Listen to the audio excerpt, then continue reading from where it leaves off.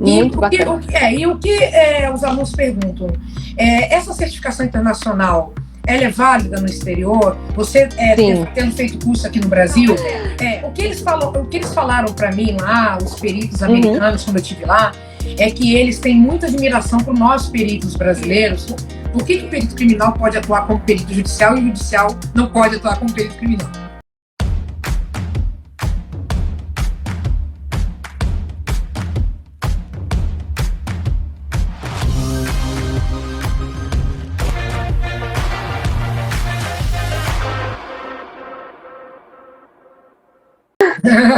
E aí, Dani, tudo bom? Tudo bem, boa noite a todos. Boa noite. E aí, hoje vamos falar como que é ser um CSI, o que é ser um CSI, né, Dani? Com toda a certeza. Dani, mais do que ninguém sabe, e ela tem um curso que ensina como ser um CSI. Então a gente vai aprender com a Dani como que é ser um CSI. E, gente, fica até o final, que a gente vai falar até de atuação fora do Brasil. Então, temos aí até mais um campo de atuação para o perito. Então, não só no Brasil, como no exterior, né, Dani? Justamente. Primeiramente, boa noite. Boa noite, Dani. A Jaque, muito obrigada pelo convite. Fiquei muito... Eu que agradeço, Dani. Eu que agradeço. Fazer essa live com você, uma pessoa que eu tenho uma admiração profunda, né? Nós somos colegas de curso, mas somos também colegas de profissão e te admiro muito o seu trabalho, acompanho. Também. E fiquei muito lisonjeada com o convite para nós participarmos dessa live. Fiz um convite para Jaqueline Tirotti para se tornar professora de uma grade de grafo na instituição e ela aceitou prontamente. Nós ficamos muito felizes, toda a equipe. E eu queria que você falasse um pouquinho antes da gente começar, né? Te agradecendo, né, de você ter aceito o convite e falar um pouquinho do curso que você vai ministrar para a gente. Pessoal, então, o curso... Eu gosto de fazer assim, Dani. Eu não gosto de fazer um curso que já existem vários iguais. Para mim, o curso ele tem que ter um diferencial. Então, no meu curso, eu pensei o seguinte: a gente está tendo muita inovação. Então, uma das inovações que a gente tem é da coleta de assinaturas. Que muita gente está fazendo coleta de assinaturas sem o devido cuidado, coletas digitais. Às vezes eu já vi perito fazendo coleta assim. Escreve e me manda uma foto do papel. Então, assim, como é que você vai saber se foi a pessoa que escreveu?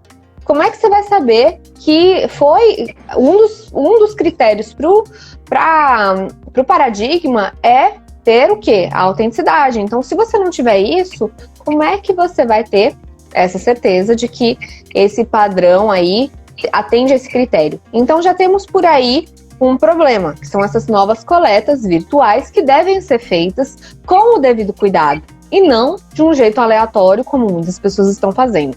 Então, por isso, eu pensei em colocar a coleta. E depois, outra coisa que a gente estava vendo, que não tem em nenhum lugar, curso sobre quesitos. E assim, a gente vê nos livros de autores da área de doc, da área de grafo, a gente vê modelos de quesitos. Mas, Dani, se você colocar um quesito sem ter uma estratégia, você pode prejudicar o seu cliente. Então, eu já vi gente fazendo quesitos que prejudicariam o cliente. Então, não é só ter um modelinho de quesito, é saber aplicar esse modelinho, saber responder esse quesito. Então, a gente também colocou isso na grade do curso. Outra coisa são os laudos. Tem muita gente com dificuldade na hora de fazer o raciocínio, para montar o laudo. E eu vou ensinar essa parte de laudo. Então vai ser um curso para atender essas 3 dúvidas principais que eu recebo dos meus alunos e de muitos seguidores do Instagram, que é como formular quesitos, como fazer quesitos. E eu falo, gente, quesito não é assim, pegar um quesito modelo e colocar ali. Não é só isso, quesito é raciocínio. O quesito, ele é muito mais você saber sobre o caso e a resposta que você quer do que pegar um modelo em livro, né? Não é só a formulação, é saber o que você quer. E no caso da coleta, a gente precisa ter todos os cuidados, então também tem muita gente que me pergunta sobre essas coletas remotas, então por isso que a gente também colocou no curso. E sobre fazer laudo, colocar como se faz um laudo, isso muita gente não sabe como organizar o pensamento para fazer um laudo. E o nosso curso vai englobar essas 3 questões que muitos peritos têm. Verdade. Isso é uma coisa que a gente também vê como professor, né? Essa questão da coleta remota. A gente estava até conversando sobre isso, né, Jaque, que muitos peritos estão usando da coleta remota uma forma de facilitar a vida deles, né? O trabalho deles. Sim. Mas não observando os problemas que podem, as consequências disso, né? De uma coleta mal feita, que não tem um respaldo, uma garantia de que realmente foi a pessoa que fez aquela coleta, aquela folha foi assinada por ela, se aquela folha foi aquela realmente que foi assinada e foi enviada para você como perito, né? Então tem muitas as particularidades que você vai abordar no curso, que são extremamente importantes, né? Sim. E que podem até mesmo derrubar um laudo, né, Dani? Sim, com toda certeza. Isso aí, com toda certeza. Sim. Mas, voltando à questão do CSI, como você já tinha me falado, e para quem está vendo a live, a CSI Brasil, ela nasceu de uma ideia, de um sonho, quando eu fui fazer 2 anos de treinamento na CSI Academy em Alachua, na Flórida. Né? Eu achei muito legal essa ideia. Eu achei muito legal. Porque eu acho que é um dos únicos cursos com integração nos Estados Unidos, né, Dani? Sim. Nós somos os parceiros da Miller's Training, que é uma empresa de segurança pública americana, que é a parceira da CSI Academy, em Alachua, na Flórida. E nós fomos fazer o treinamento lá o curso avançado de locais de crime, né? Sim. Advanced Crime Sign Course. E claro que os CSIs, nós fomos treinados pelos próprios CSIs americanos dentro da academia. O treinamento foi 80% em campo, né, aula prática, e 20% de aula teórica, porque os americanos, eles são muito práticos, né? Eles não são tão teóricos, né? Eles são mais práticos, eles gostam mais de vivenciar, né? Mas é bem melhor, né, Dani? A gente aprende muito mais, com certeza. É o que eu também acho. E o que aconteceu? E lá, como eu fui 2 anos seguidos, né? Eu fiz muita network, muito contato com o CSI de lá, o Miller, que é nosso parceiro.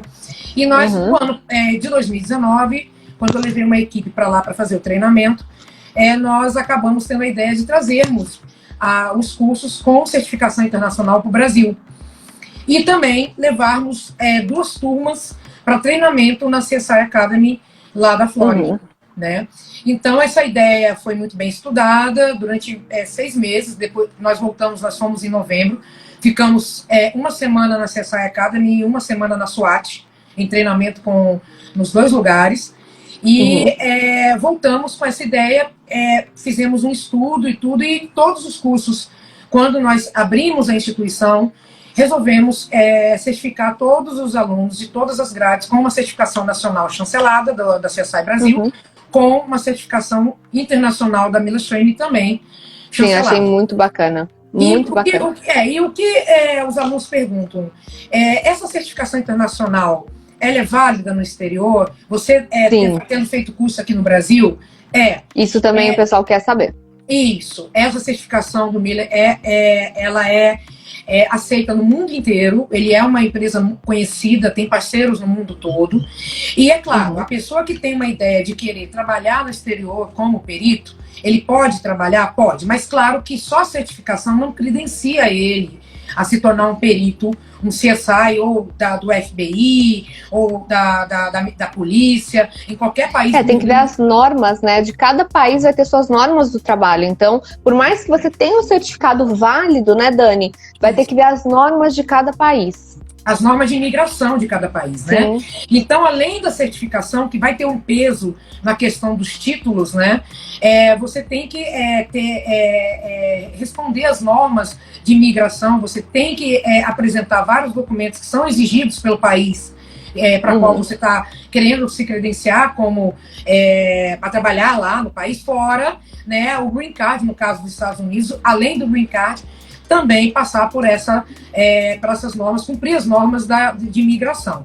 Outro, porém, especificamente nos Estados Unidos, né, os Estados Unidos também exigem que você tenha 5 anos, tá, no mínimo, de green card nos Estados Unidos para se tornar cidadão americano. Você só consegue atuar como perito nos Estados Unidos, como CSI, se você tiver cidadania americana.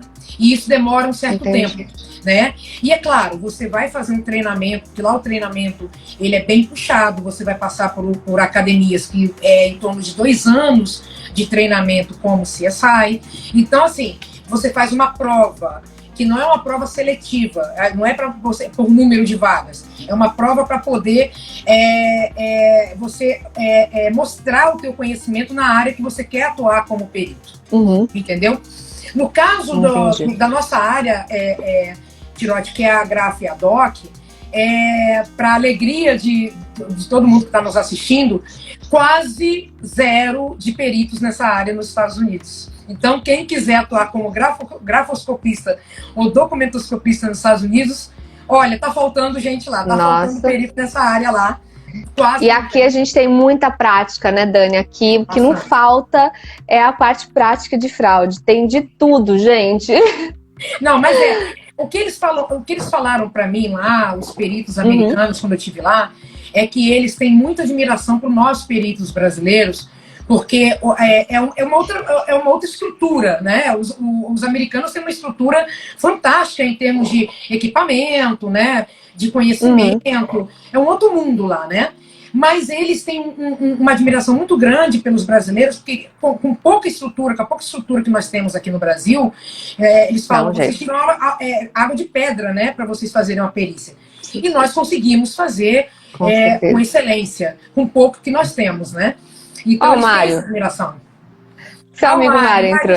Tudo bem? Boa noite. Entendeu? Então, assim, é um mundo muito diferente. Para quem quer atuar em qualquer país do mundo, tem como atuar, mas, claro, tem que seguir as normas de imigração, a cidadania de cada país. Claro que tem muitos países que têm um critério mais light, né? Os Estados Unidos, que é bem criterioso para você trabalhar lá, mas tem como você, como brasileiro, sim, ir para os Estados Unidos e se tornar um CSI. Não, é uma possibilidade, né, Dani? Não é da noite pro dia, não é assim. Não. Faço curso e tem todo um processo, principalmente por causa do país, mas tem essa possibilidade, por que não, né? Eu fiz até uma live no ano passado sobre atuações de CSI, atuações na parte da perícia em outros países, e tem a possibilidade. Assim, às vezes a pessoa acha que não, que é impossível, e não é bem assim, só que dá um trabalhinho, né? Assim como qualquer outro tipo de atuação, a gente tem um trabalho de se especializar, de estar dentro das normas, porque cada país vai ter a sua norma. Então é isso, é se dedicar. E assim, mas primeiro fazer um curso, primeiro começar a se instruir. E eu gostei muito de saber que tem a parceria, achei super interessante essa parte da parceria, porque dá essa possibilidade.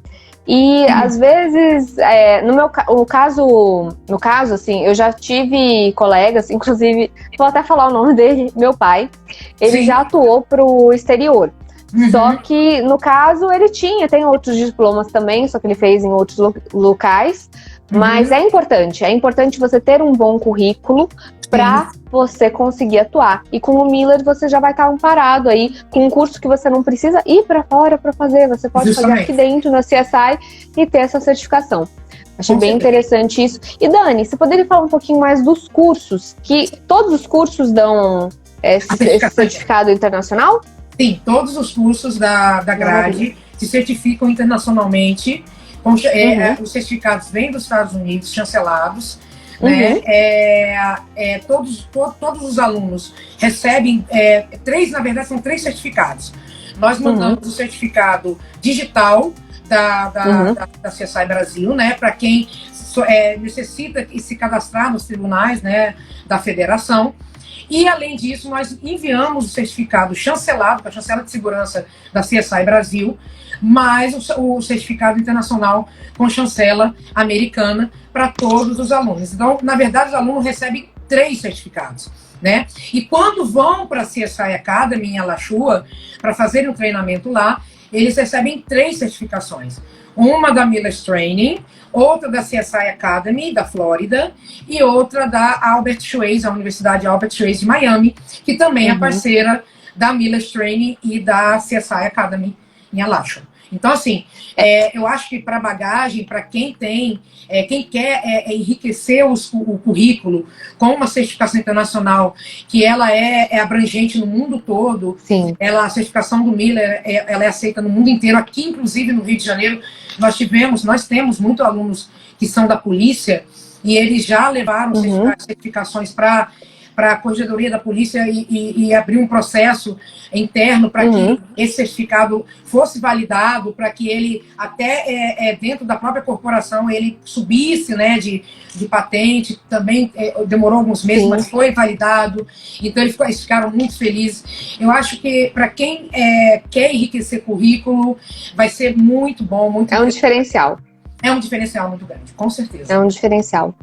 E você teria algum currículo para mostrar pra gente? Aliás, algum certificado para mostrar pra gente? Eu tenho. Deixa eu ver.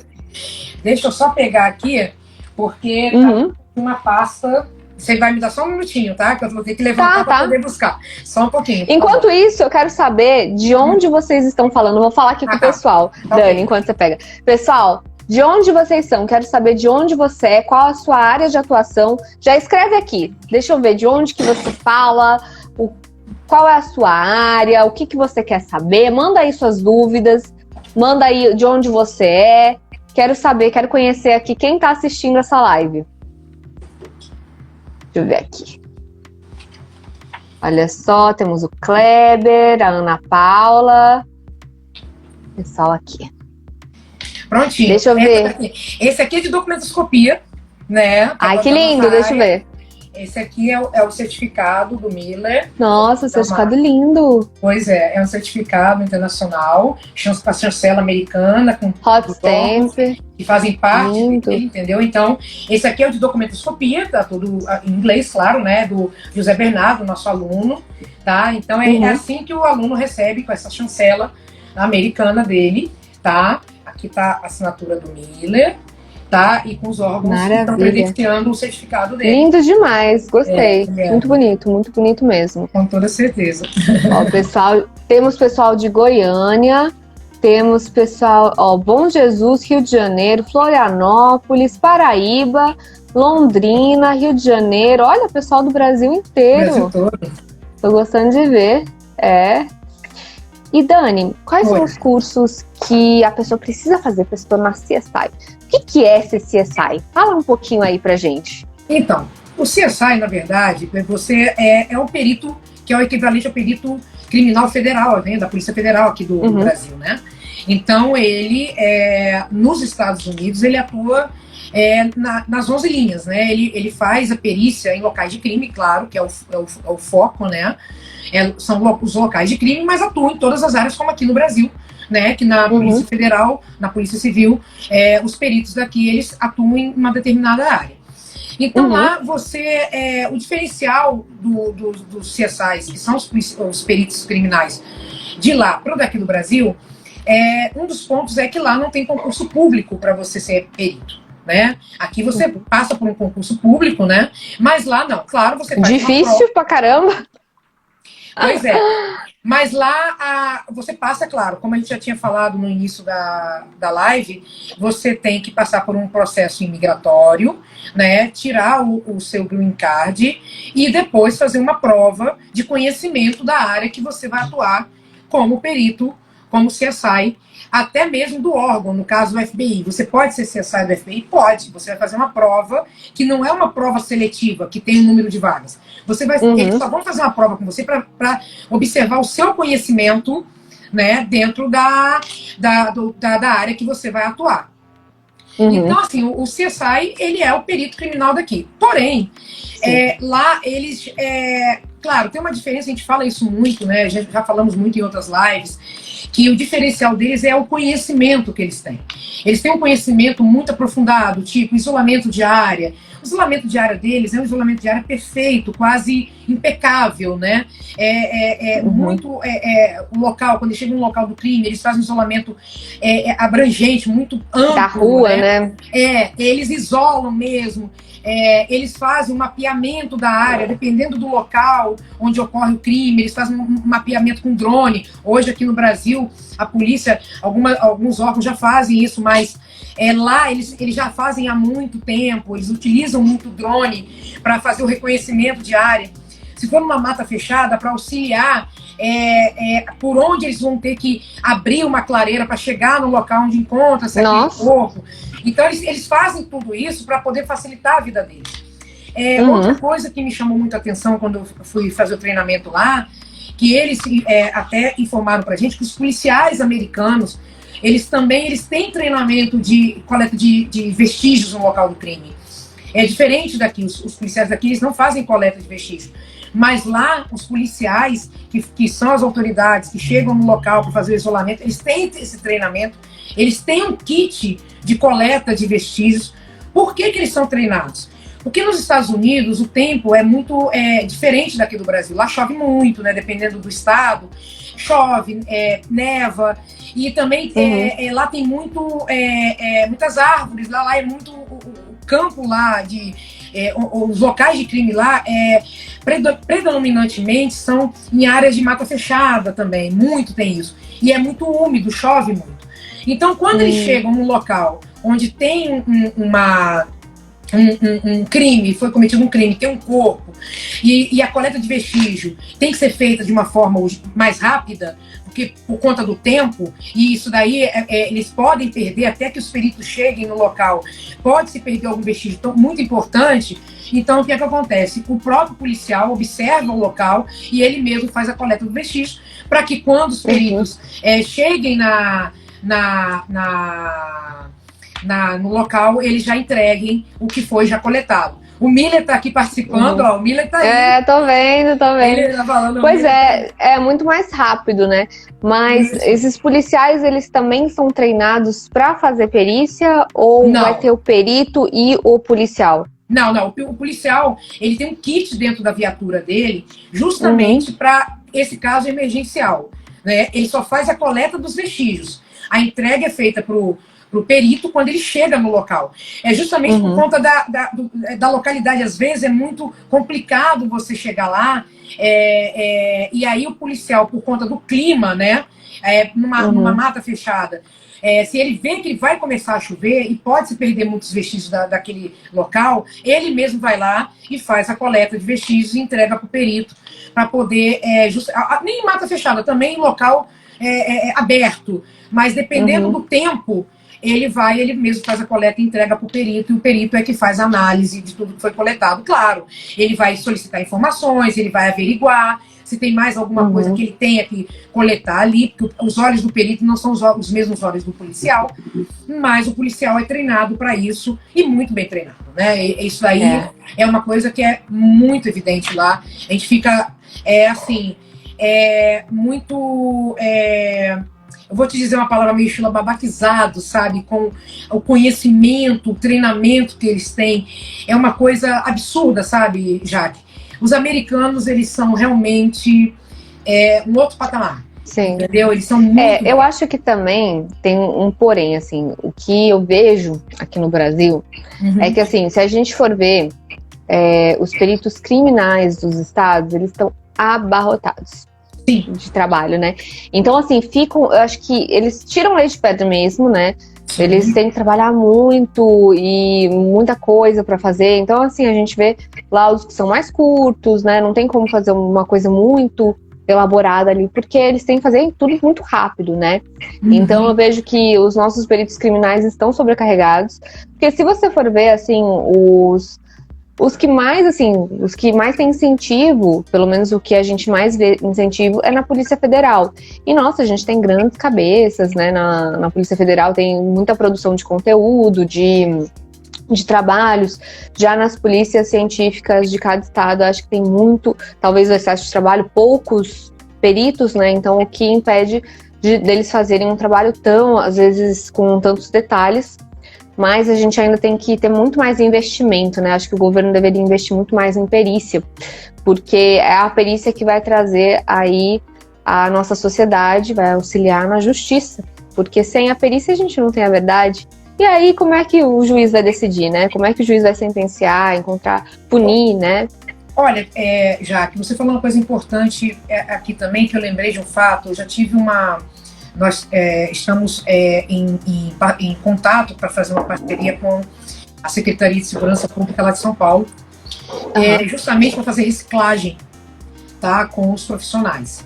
O que está faltando, que eu observo muito, né, que nós temos na grade de profissionais, muitos peritos atuantes, né, tanto na Polícia Civil como na Polícia Federal, é justamente essa falta de uma reciclagem para os peritos, que já estão, são os peritos criminais. Eu acho que tem que ter uma reciclagem, o Estado, ou a própria mesmo a Polícia Federal, fazer uma reciclagem com os peritos, que por mais que a Polícia Federal seja uma polícia diferenciada, eu sou muito, eu sou uma pessoa que admiro muito tanto a Polícia Civil do meu estado, mas quanto a Polícia Federal, mais a Polícia Federal, porque ela tem, claro, ela tem muito mais investimento. Investimento, justamente.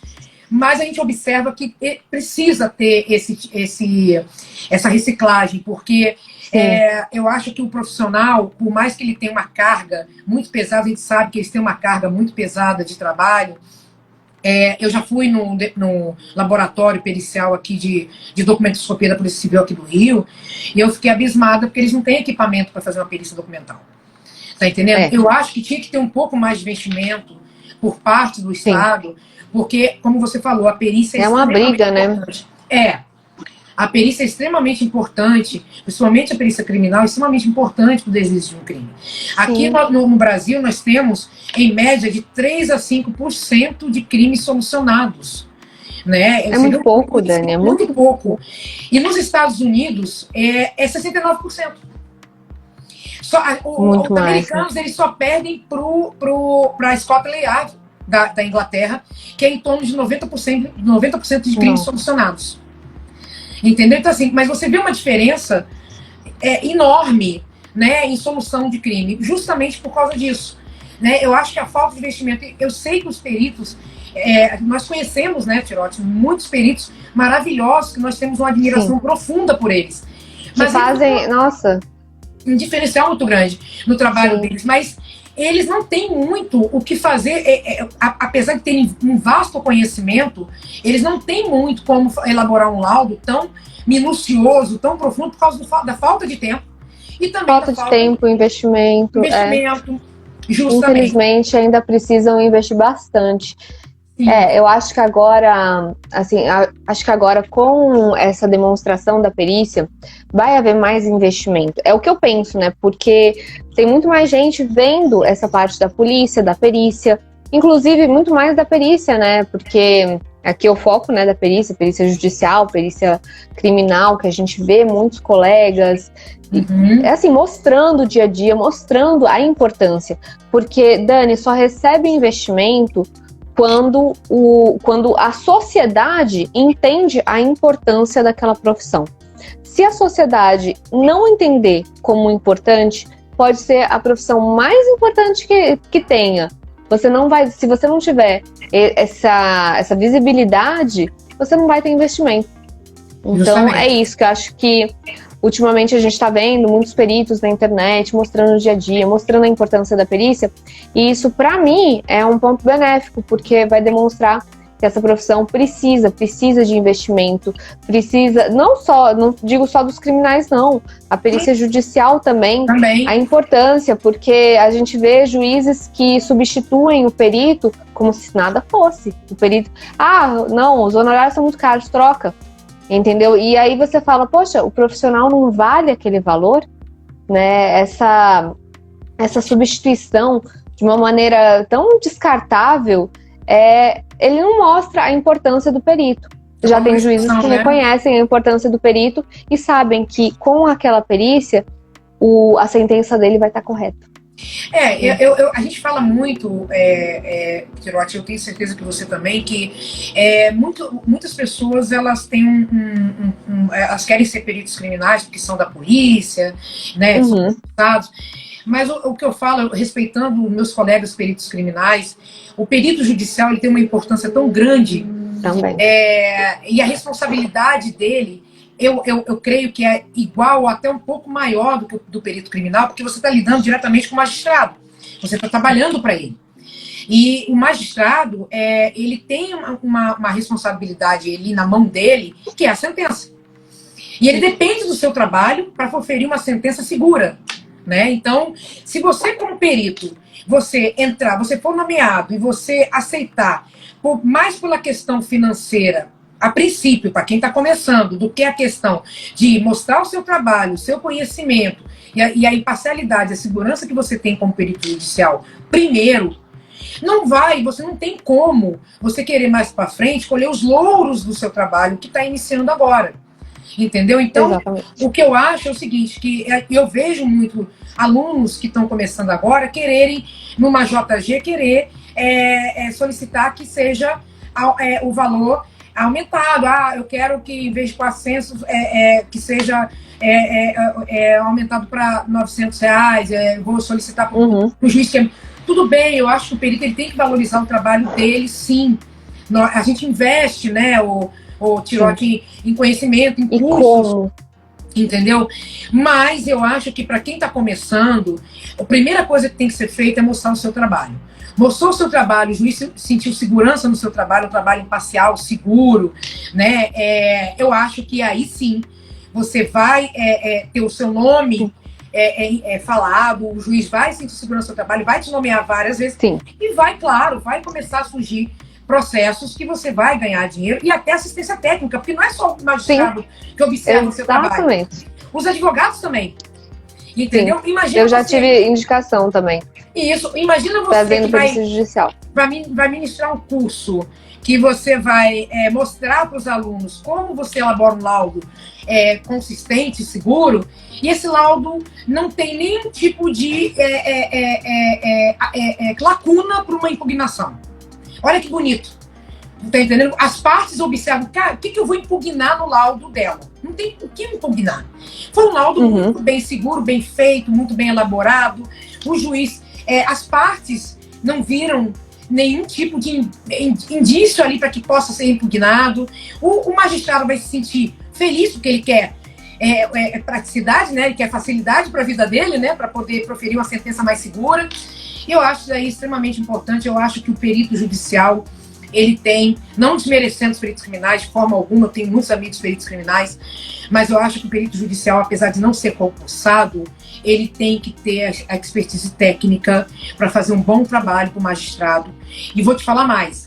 Eu dou aula, sou professora da Escola Superior de Magistratura, minhas turmas são só de magistrados, eu escuto muito deles, reclamações, de laudos dos peritos criminais. Sim. Tá entendendo? A gente entende que eles têm uma vida muito corrida, soberbados de trabalho, mas a gente tem casos e casos, né, Tirote? Então, assim, eu acho que a perícia judicial, quando você trabalha diretamente com o magistrado, a tua responsabilidade dobra, entendeu? Porque eu acho que você tá ali em cima do teu laudo, que ele vai decidir a vida daquela pessoa ali.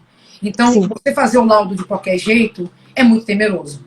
Tá entendendo? Eu particularmente... Em qualquer área.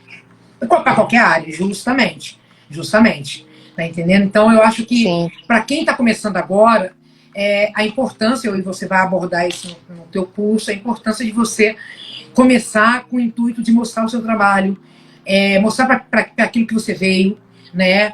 O teu conhecimento, a tua expertise, e aí sim cair nas graças dos magistrados e dos advogados e vai embora. Entendeu? Então, é um caminho, né, Dani?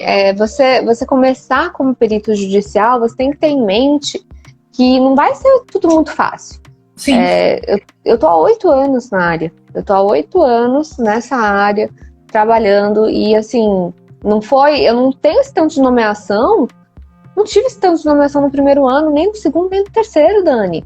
Sim. Foi um caminho, fazendo trabalhos bem feitos, pegando muita justiça gratuita, que não é justiça, não é grátis, né? Mas sim, pegando muita justiça gratuita.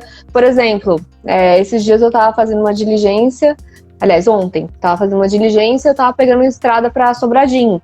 Uhum. E aí eu falei, nossa, eu falei com a Bruna, né, que trabalha comigo. Falei, nossa, eu pegava tantas estradas pra pegar 3 autos.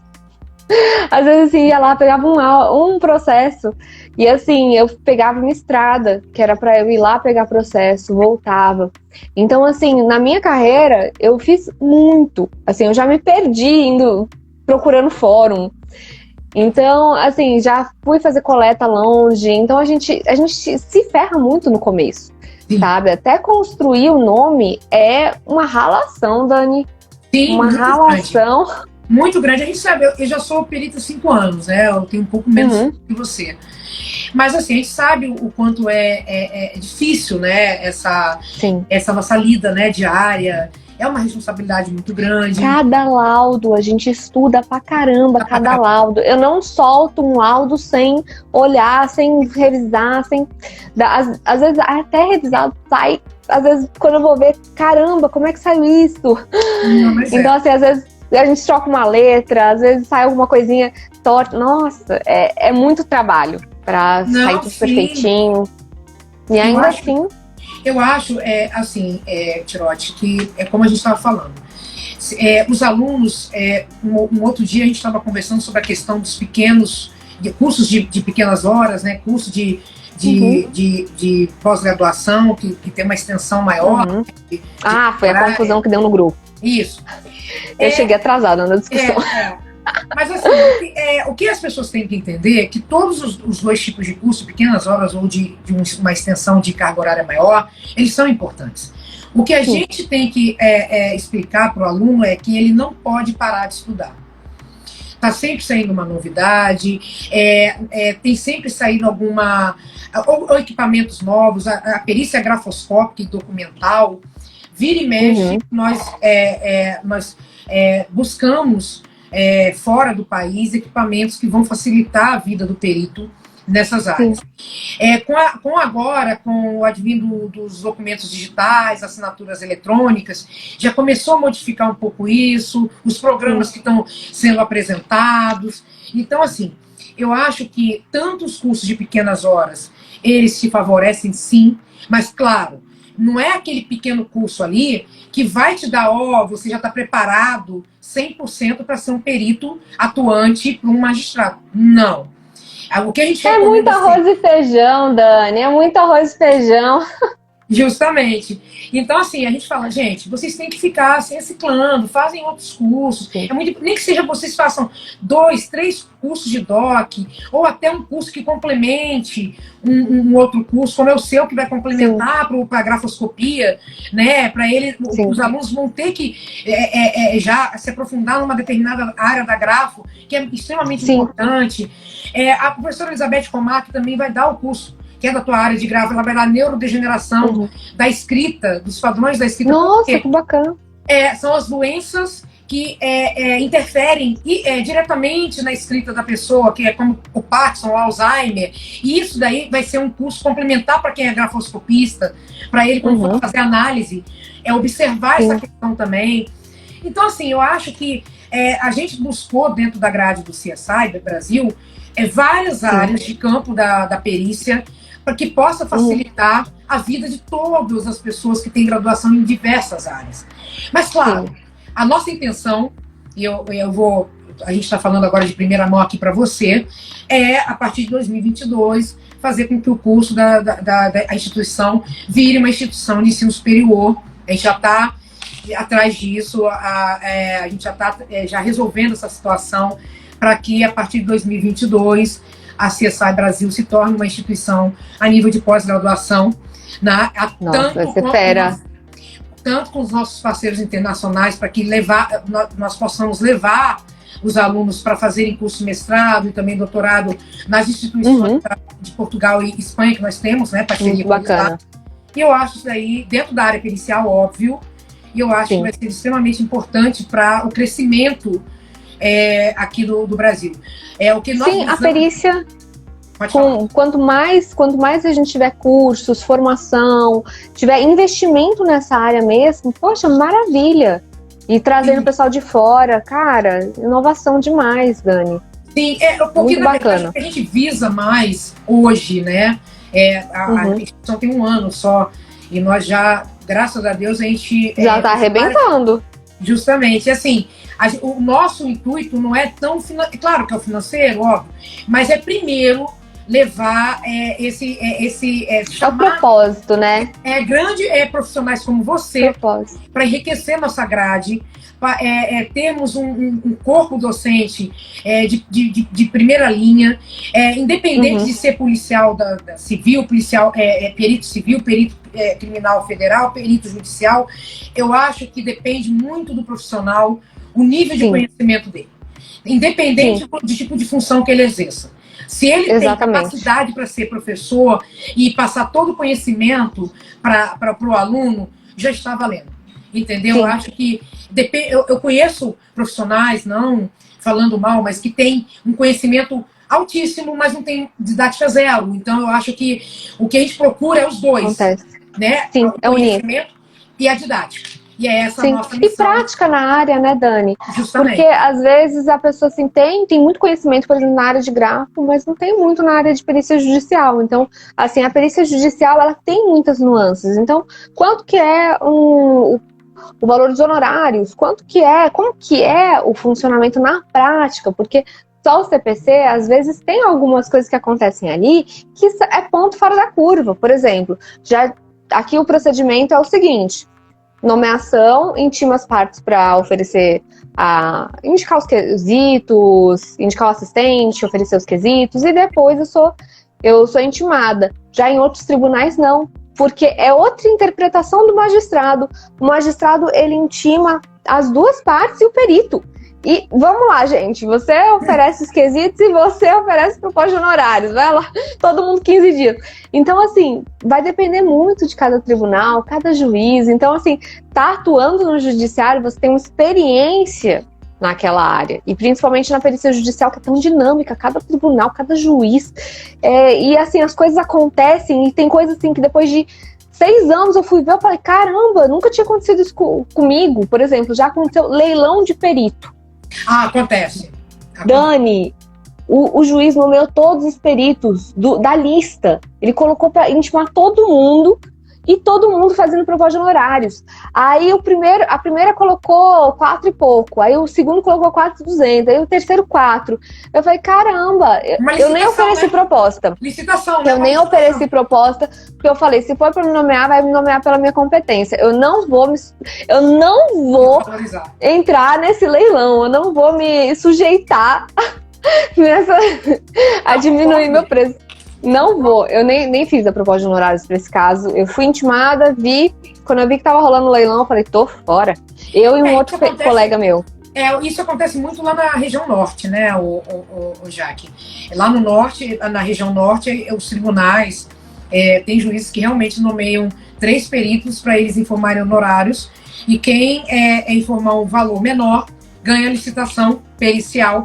E eu acho que isso é uma desvalorização muito grande para o perito, porque ali o perito que entra nessa, ele está visando número de processo, tem um volume de processo absurdo, tá entendendo? Em vez de valorizar o seu conhecimento, tudo que você investiu, tá entendendo? E aí acaba acontecendo o quê? Ele fazendo isso, aceitando esse tipo de nomeação, ele acaba ele mesmo se enrolando, ele pega 15 processos, nomeado em 15 processos, não dá conta.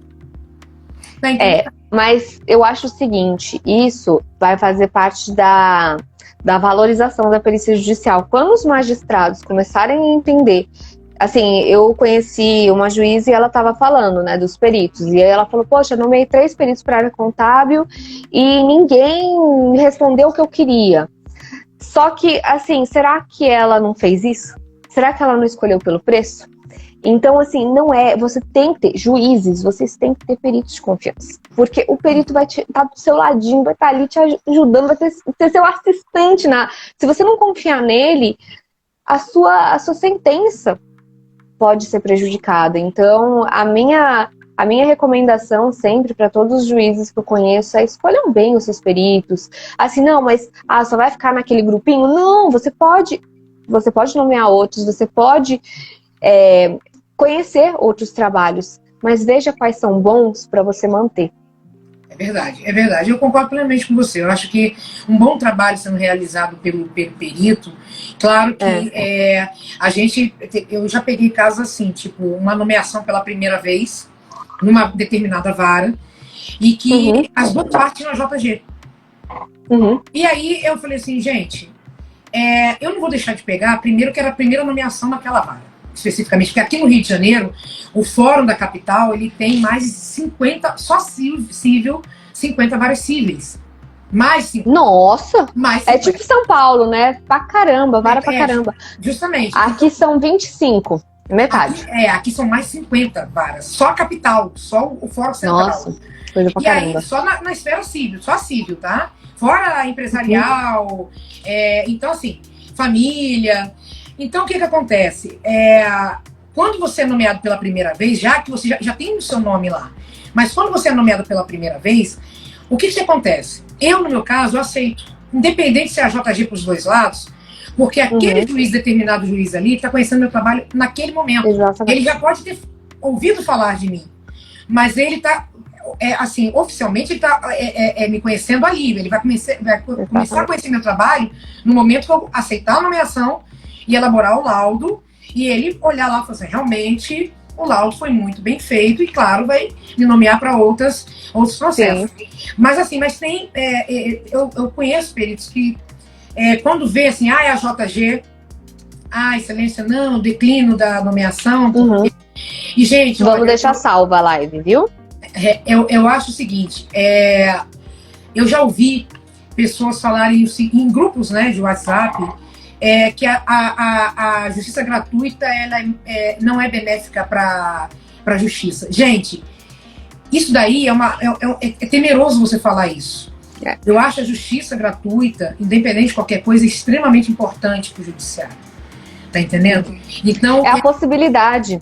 Agora, o juiz permitir justiça gratuita para casos que não, sem critério, isso é prejudicial. Sim. Agora, a justiça gratuita não, porque eu já vi muita gente que era hipossuficiente, que não teria dinheiro para custear uma perícia e que fez uma perícia de qualidade. Eu fiz a perícia para aquela pessoa na JG e graças à justiça gratuita, né? Então, é bom. Só que a concessão dessa justiça gratuita, dessa assistência judiciária gratuita sem critérios, ou seja, com um critério muito subjetivo, só com aquela declaração, isso realmente é maléfico para a justiça.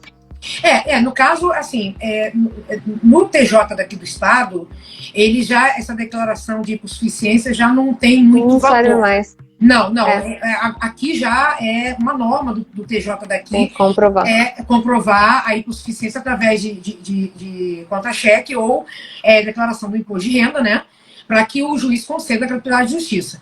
Agora, a Justiça Federal daqui, que tem na vara federal aqui, de 0,5% a 1% que é cobrado de custo processual, eles ainda aceitam a declaração de hipossuficiência. Tá entendendo? Mas na esfera estadual, não. A estadual não aceita mais essa declaração, passa desapercebido e o juiz, eles solicitam que a parte, ela realmente comprove a hipossuficiência para que realmente o trâmite, porque tem muita gente que antigamente isso era prático, né? Todo mundo declarava e aceitava e tá tudo certo, né? E tem gente Exatamente. que tem né? Não tem... Teve um caso de um colega meu, Dani, que ele foi fazer a coleta de padrões, né? E aí ele tava no escritório dele. O escritório dele era numa casa térrea. Então ele via o carro que o periciano chegava. Sim. E aí chegou um periciando, justiça gratuita numa Ferrari. Justiça gratuita numa Ferrari.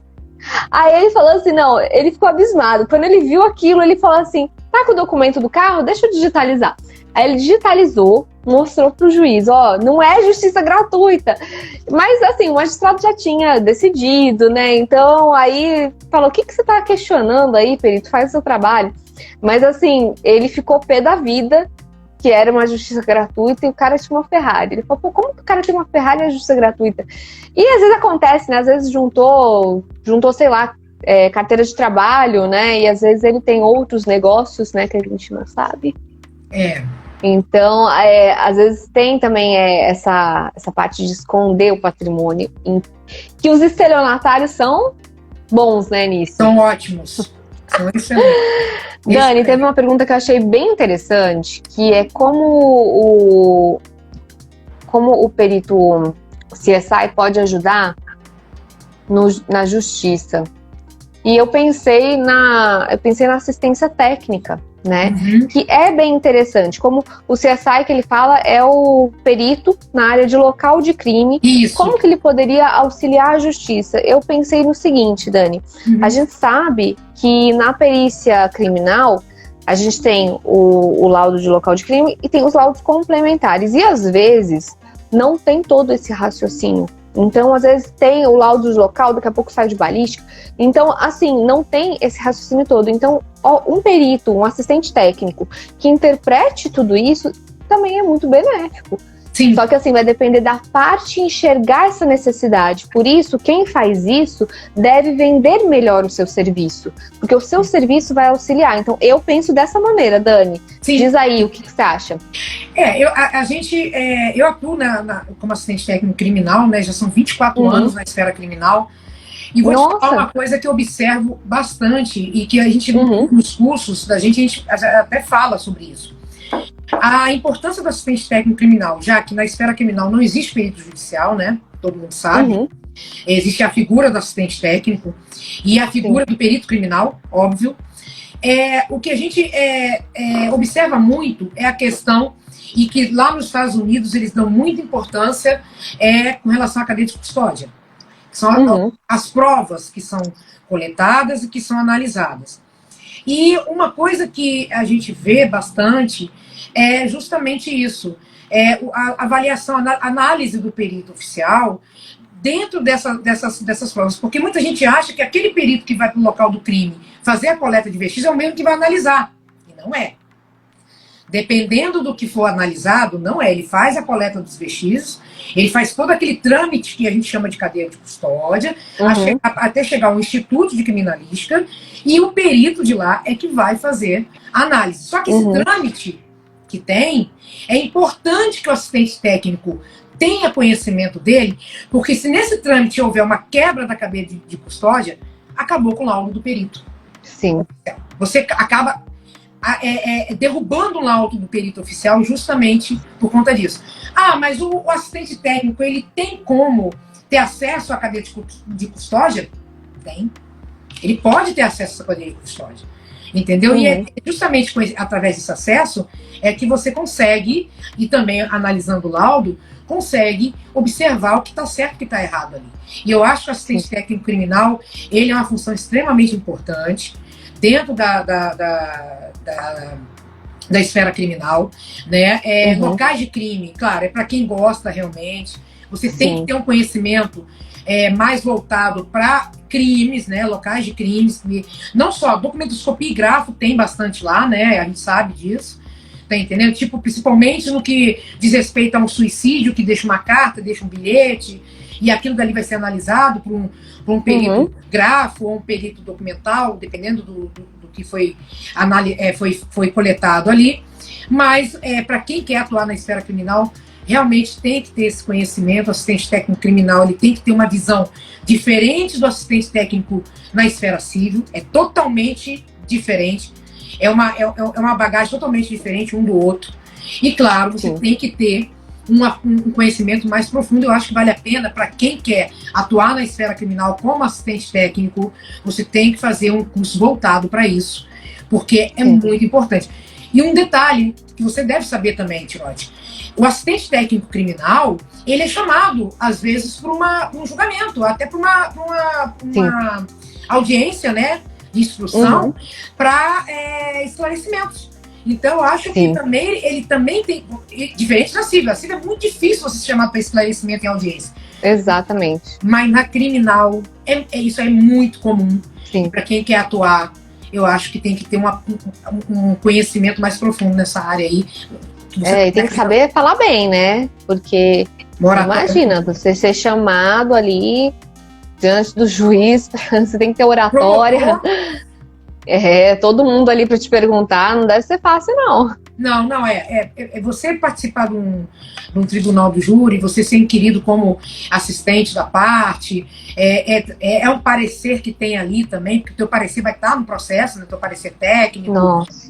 Ele pode ser questionado pelo Ministério Público, isso tudo aí, o assistente técnico criminal, ele tem que ter segurança no que ele vai responder, tem que ser muito seguro daquilo que ele vai analisar ali, porque é o nome dele, né? Ele está defendendo uma parte, né? O Lau é o parecer técnico dele ali que está possivelmente anulando uma suposta condenação, né? Ele pode estar derrubando uma suposta condenação do cliente dele, né? Eu já, como assistente técnico, eu já tive o prazer de derrubar 2 laudos, eram dois casos diferentes, com 2 policiais que estavam presos, né? E eu fiz um parecer técnico e que o advogado recorreu com o meu parecer técnico, nós derrubamos o laudo do perito oficial e o cliente dele foi inocentado, né?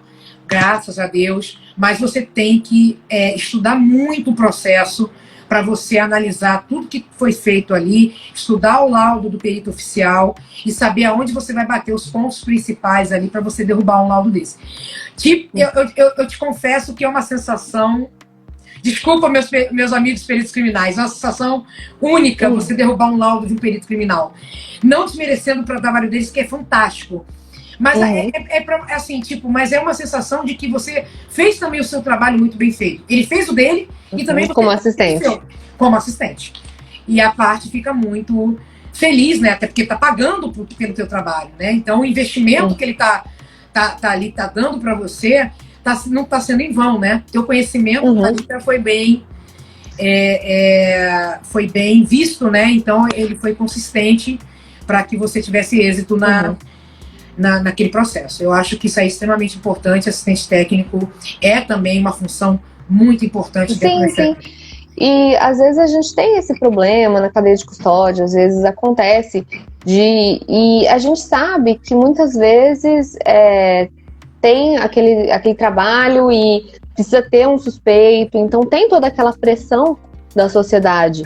Então, às vezes acabam que imputam um crime a uma pessoa que às vezes não é realmente o seu autor.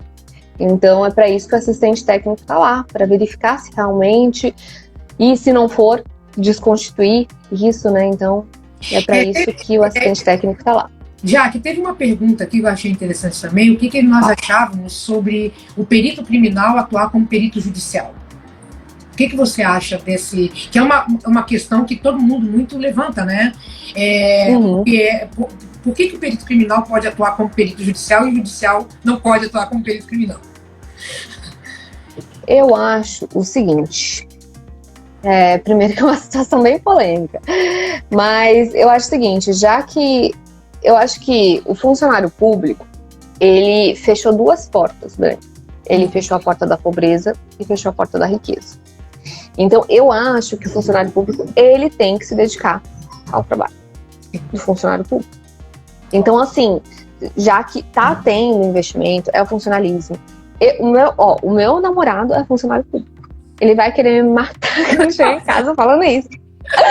Mas assim, é o que eu falo pra ele. Eu falo, olha, você recebe pra fazer um bom trabalho de administração pública. Então assim, fazer outras coisas, quando não está no horário de serviço dele, tudo bem, mas você vai ter essa limitação, né? Porque às vezes o funcionário público, ele vai ter essa limitação de tempo, então pode ser que isso prejudique o trabalho dele como funcionário público, né? Então eu acho que as pessoas têm que se dedicar ao trabalho que elas estão imputadas. Então, eu não acho bacana se esse trabalho prejudicar a administração.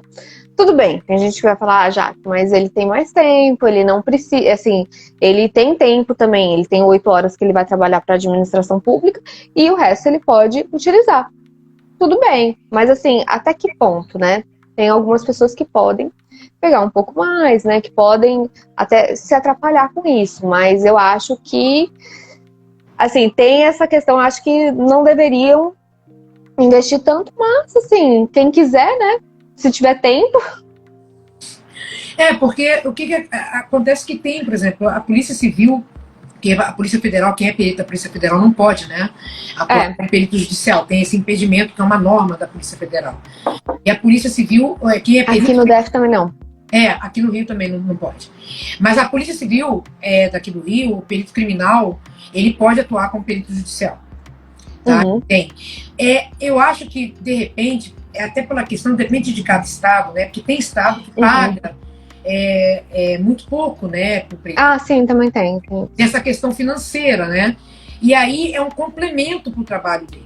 Mas como você falou, como perito criminal, ele está assoberbado de trabalho dentro do órgão para qual ele presta serviço, muito temeroso você também pegar uma função dessa que é de extrema responsabilidade. Exatamente. Né? E tem aquele porém também. Como é que você vai atuar dentro de um inquérito, uma fase investigatória como perito criminal, e você vai elaborar um laudo criminal, e chega lá na justiça, você, de repente, pode acontecer do magistrado, algum serventuário, não observar que aquele laudo ali é seu e te nomear como perito judicial. E aí? Entendeu? Então, assim, pode acontecer. Ele está impedido, né? Não, está impedido, mas acontece. Tá impedido.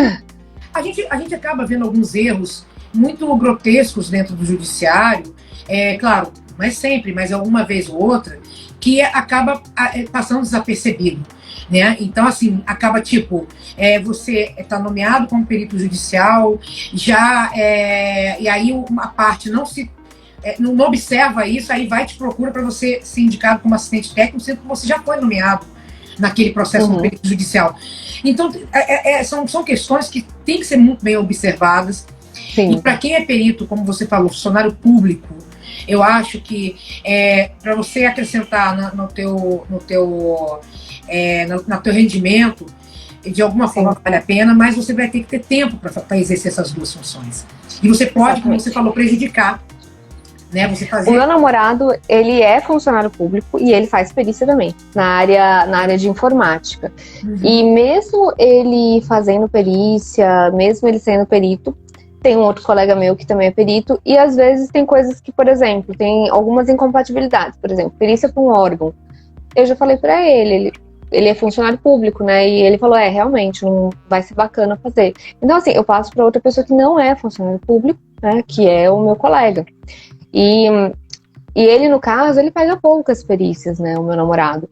Mas se ele começasse a pegar o tanto que eu pego, ele não conseguiria fazer o trabalho dele. Então, assim, será que a pessoa sabe fazer essa limitação do tempo dela? Né? Então, assim, tem gente que sabe, e tudo bem, pegar uma perícia e tal. Assim, acho que acabou lá as 8 horas que tem que cumprir, beleza, a pessoa pode fazer o que ela quiser, pode, sei lá, ter uma empresa, ter uma casa de show.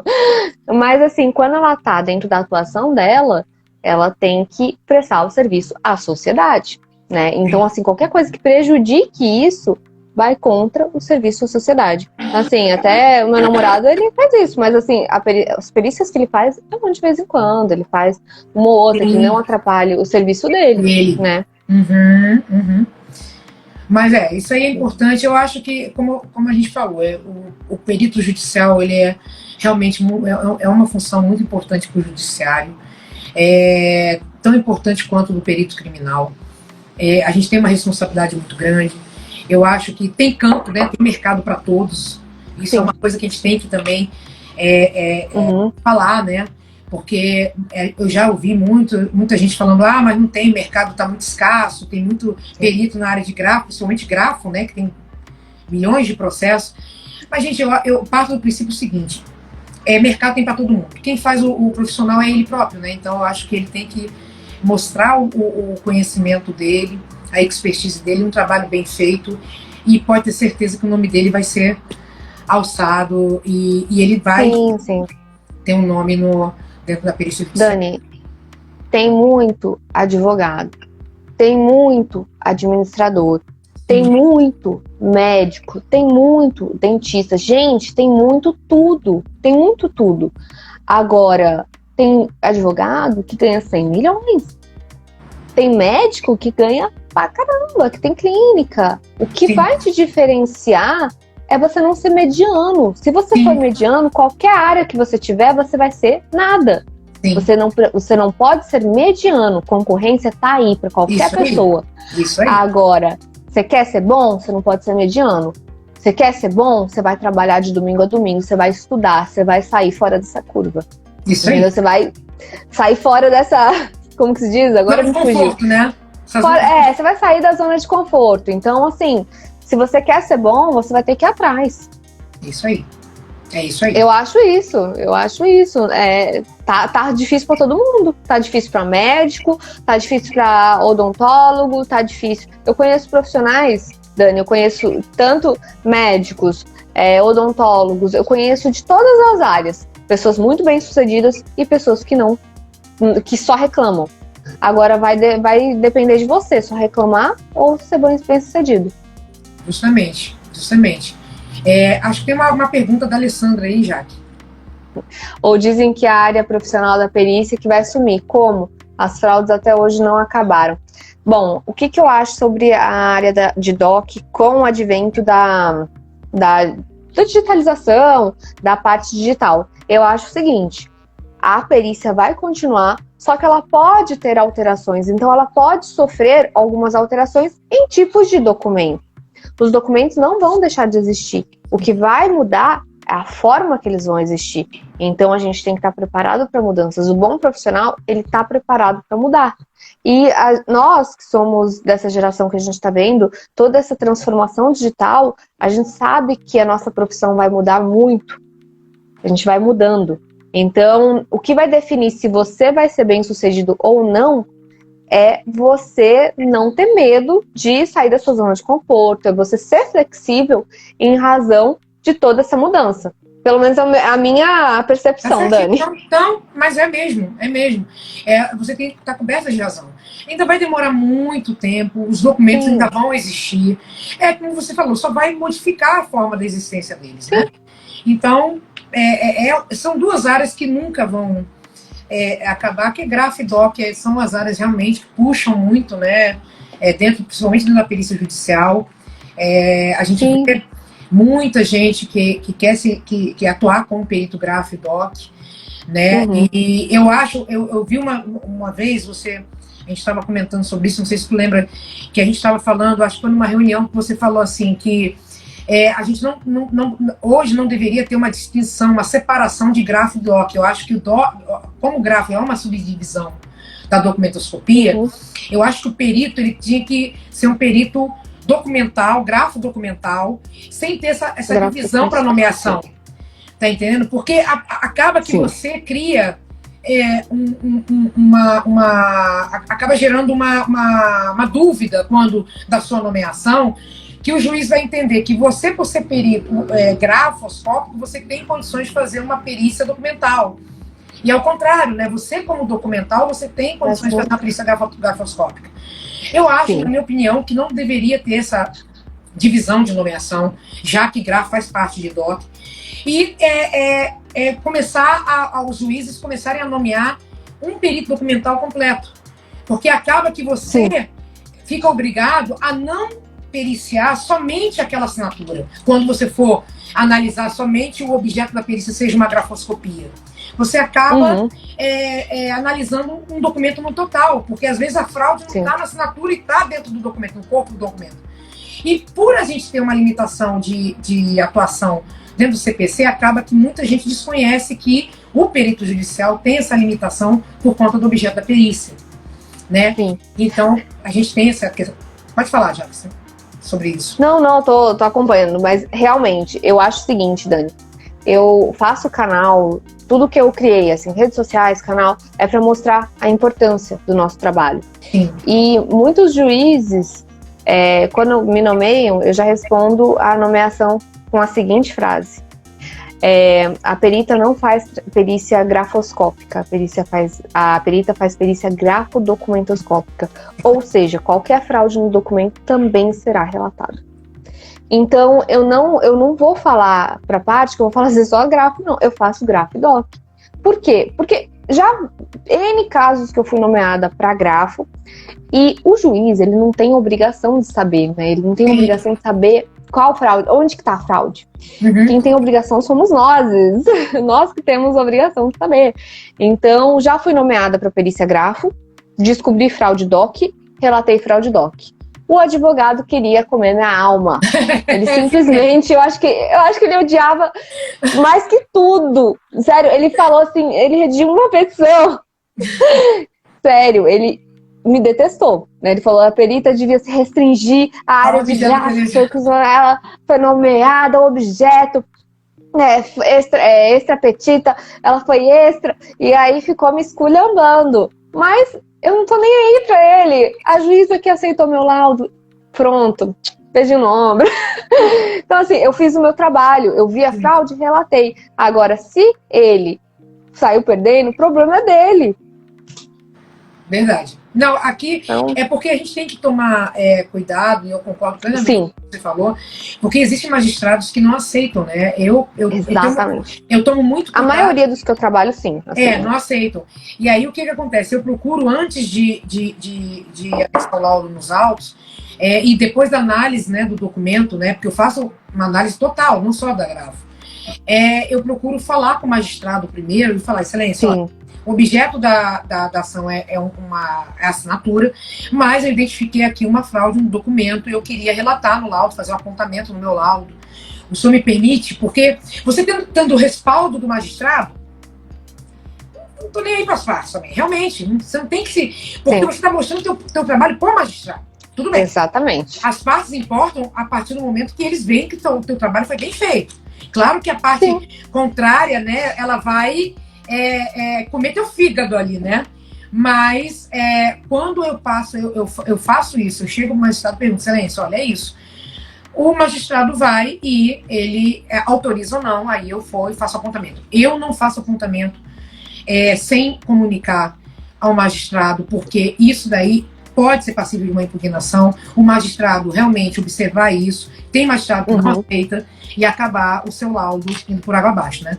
Então, todos os que eu fiz até hoje, eles aceitaram. E no caso, eu relato no laudo que não tem perícia grafos, a assinatura está num documento. Então eu não posso afirmar que uma assinatura é autêntica se tiver uma fraude documental. Então, assim, o quesito do magistrado, se a assinatura é autêntica, pronto. E outra coisa que eu também estou colocando agora, que é não é capítulo, meu Deus do céu, item. Eu coloco um item na minha proposta de honorários dizendo que a minha perícia vai ser grafodoc. Então as partes já estão cientes. O juiz já está ciente. E o juiz já viu qualquer coisa, se ele quiser, ele fala, não, só grafo. Mas todos os juízes que eu perguntei, eu também já fiz isso. No começo, eu conversava com o magistrado e falava, posso relatar? Aqui tem uma fraude documentoscópica. E os magistrados todos, pode ir. Assim, a teu critério. Então, assim, sempre aceitaram. A não ser que, por exemplo, teve um que eu fiz, que foi um caso, foi o seguinte, foi papiloscópico. Foi uma senhora que tinha supostamente feito um empréstimo e aí tinha uma impressão digital e essa senhora não sabia escrever. E aí ela eu fiz a coleta papiloscópica dela, de todos os dedos, não batia nenhum dedo. Só que assim, quando você tá fazendo uma análise papiloscópica, você fica olhando aquela impressão digital ali sem parar. E aí eu folheando o processo, eu vi o quê? Tinha uma testemunha. Quem era a testemunha? A sobrinha dessa senhora. E a sobrinha colocou justamente a impressão do dedão dela. Ai, meu Deus. E aí eu consegui confrontar e estabelecer a autoria. Então, assim, eu fui super além. Eu peguei um outro documento, fiz um outro confronto. Mas, assim, os magistrados costumam gostar do meu trabalho. E eu relato mesmo. Tem uma pergunta aqui lê aí, boa noite. A Grafo tem alguma coisa relacionada à falsificação de bolsas de grife, joias, obras de arte ou somente documentos e assinaturas? Então, no seminário de documentoscopia, eu já presenciei pessoal falando de marcas, falsificação de marcas. Eu achei muito interessante, mas eu nunca estudei essa área. Mas eu imagino o seguinte, assim como a DOC, a gente tem um padrão. Então, a gente tem um padrão e um questionado. Então, a gente pode ter esse confronto entre padrão e questionado. É isso que eu imagino. Né? A gente tem no padrão de como que é essa bolsa de marca, esse item de marca, a gente pode confrontar. Mas ela está falando sobre grafos, se tem alguma coisa a ver com bolsas de grife, joias, obras de arte. Na verdade, é DOC, né? Mas obra de arte até pode ter, né? Assinatura do pintor. É verdade.